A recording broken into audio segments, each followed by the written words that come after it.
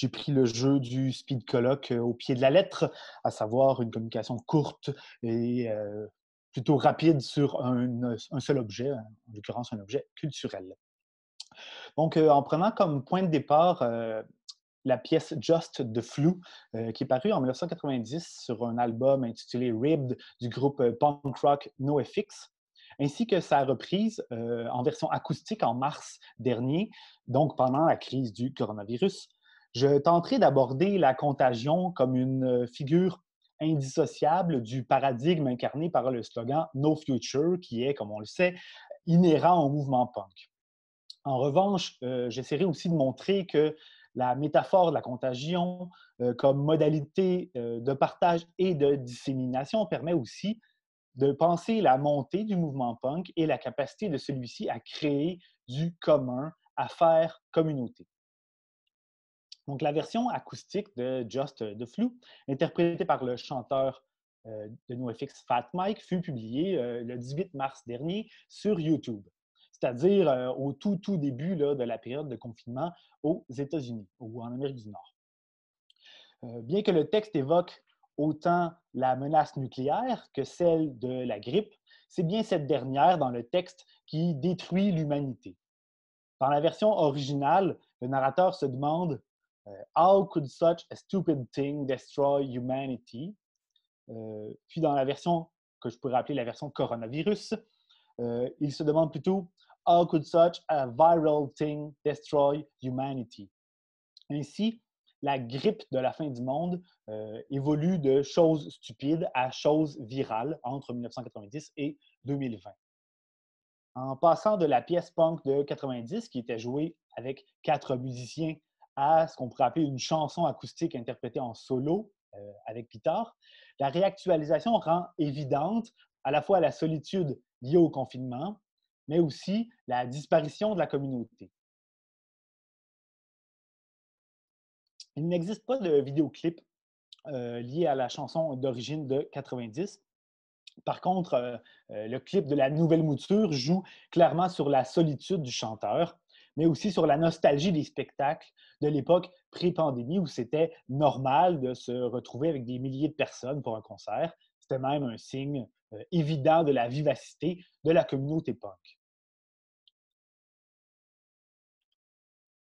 Donc, évidemment, le trash ou le mosh pit, c'est-à-dire le moment où les gens dans la foule se foncent les uns dans les autres, s'avère très certainement le contre-exemple parfait du principe de la distanciation physique et sociale.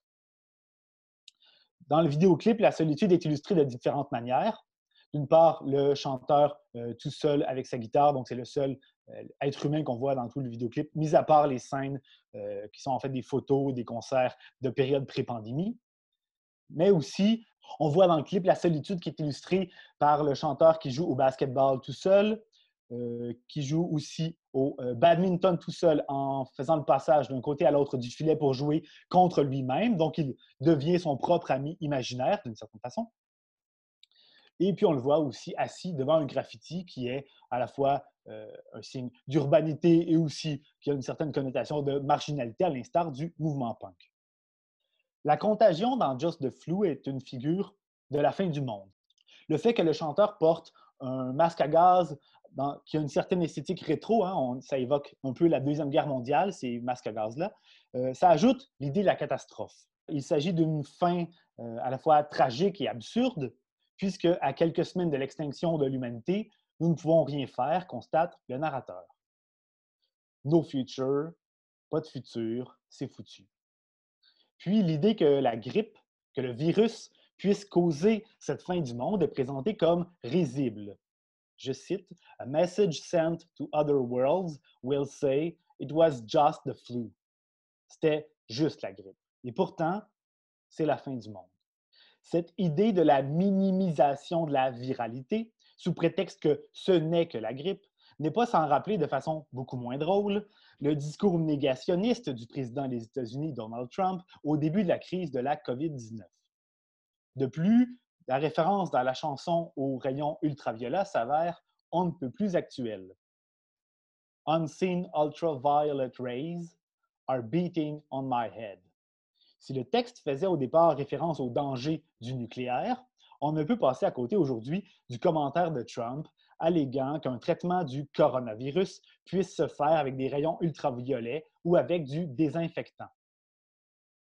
Si le danger de l'époque de la guerre froide était le risque du nucléaire, donc ce qui concorde à peu près avec les débuts du mouvement punk, on parle des années 70 et 80, eh bien aujourd'hui, on semble plutôt faire face au danger de l'idiotie et de la désinformation qui mènent des gens à, entre guillemets, s'auto-guérir avec des moyens pouvant en réalité conduire à la mort. Je vous renvoie à cet égard à une publication de NBC New York qui précisait que le nombre de cas d'empoisonnement rapportés dans la région de New York a plus que doublé suite à la déclaration du président Trump. La finale de la chanson propose une chute dramatique, à la fois désespérante et pourtant très pragmatique.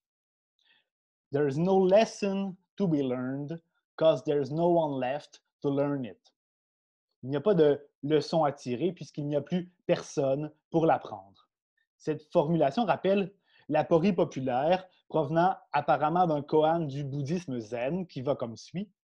L'arbre qui tombe dans la forêt fait-il du bruit si personne ne l'entend? En somme, est-ce que le monde existe si on n'est plus là pour le constater? Au-delà de la question philosophique, cette finale de la chanson incarne le no future puisqu'il est trop tard pour apprendre, trop tard pour comprendre, trop tard pour agir. Face à la fin du monde imminente, on ne peut que se replier sur notre propre survie, comme le fait le chanteur punk qui se met soudainement à couper des bûches de bois. Par ailleurs, les enjeux de la contagion ne se limitent pas à la propagation de la maladie ou de la mort. La propagation des nouvelles s'effectue à un rythme aussi effarant que celle du virus. Je reprends un extrait de la chanson. When the news had spread, that soon we'd all be dead. Depuis le Web 2.0, on parle régulièrement de publications virales et de vidéos virales. Ainsi, la viralité est une contagion médiatique, une propagation rapide et fulgurante. N'est-ce pas en quelque sorte le modus operandi du punk? Des chansons courtes, des chansons rapides, simples et intenses. En somme, une musique aussi exponentielle que la courbe de la contamination. À l'instar d'une pandémie au sein de la population, le show punk implique une foule potentiellement imprévisible, difficilement contrôlable. Le partage punk passait historiquement par une méthode qu'on pourrait qualifier de rhizomatique. Les flyers pour annoncer les lancements étaient distribués par une multitude de fans d'un peu partout dans une logique non hiérarchique. De même, les cassettes, les disques et plus tard les CD étaient distribués via de nombreux réseaux parallèles, souvent invisibles au regard de la majorité. Aujourd'hui, le même principe s'applique à des réseaux pouvant exister sur l'Internet. Le punk est un virus qui se répand sans que monsieur et madame tout le monde s'en aperçoivent. Le mouvement punk, comme le virus, fait peur, sa propagation inquiète, dérange, perturbe. Quand on se rend compte de sa présence, il est peut-être déjà trop tard, il occupe déjà le territoire, il occupe déjà les corps.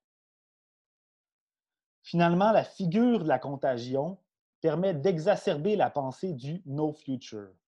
La contagion, c'est ce qui détruit la communauté en tuant les humains ou en les forçant à garder une distance, en les forçant à se confiner, donc à détruire la communauté.